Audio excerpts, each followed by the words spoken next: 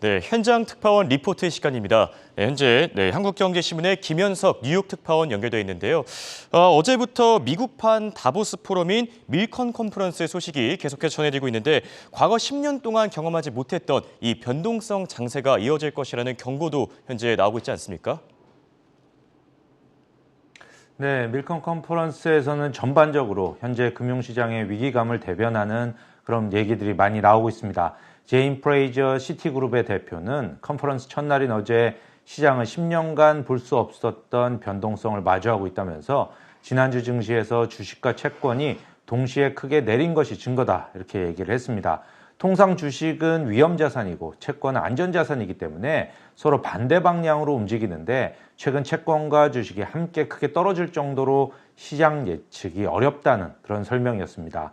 프레이저는 트레이더들은 한 세대 만의 최고 수준인 인플레이션에 대처해야 하고 또 투자자들은 글로벌 경기 침체 가능성에 대해서 점점 더 걱정하고 있다라고 언급을 했습니다. 그러면서 변동성이 2008년, 2009년 수준에 달하는데 그건 뭐가 앞으로 어떻게 될지 모른다는 뜻이다라고 설명을 했습니다. 최근 세계가 과거 10년, 20년과 달라졌다는 말이 많습니다. 골드만삭스의 데이비드 솔로몬 CEO도 어제 밀컨 컨퍼런스에서 탈세계화가 가속되고 있고 이는 지난 수십 년간의 낮은 인플레이션과 낮은 금리 또 자유로운 상품과 사람의 이동 등이 의미 있게 변화된 것이라고 지적을 했습니다. 그는 세계가 장기간에 걸쳐서 글로벌 자본 흐름에서 막대한 이익을 얻어왔다고 밝혔는데요. 베를린 장벽이 무너진 뒤에 수십 년 동안 인플레이션을 낮추는 세계화가 시작됐다는 겁니다. 하지만 지금은 이런 추세가 뒤집히고 있다고 그는 지적을 했습니다.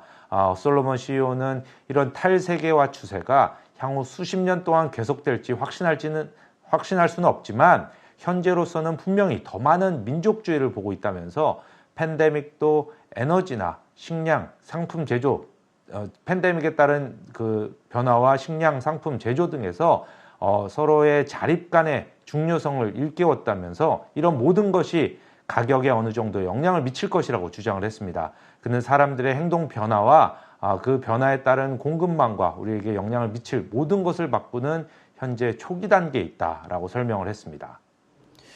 네, 이외에도 국내에서는 이제 돈나무 언니로 알려진 캐시우드와 관련된 현재 주목을 받고 있는데 캐시우드가 최근에 감이 좀 많이 떨어졌다. 이 돈나무의 열매가 이제 더 이상 열리지 않는다. 이런 평가들도 나오고 있거든요. 현지 반응과 또 평가들은 어떻습니까?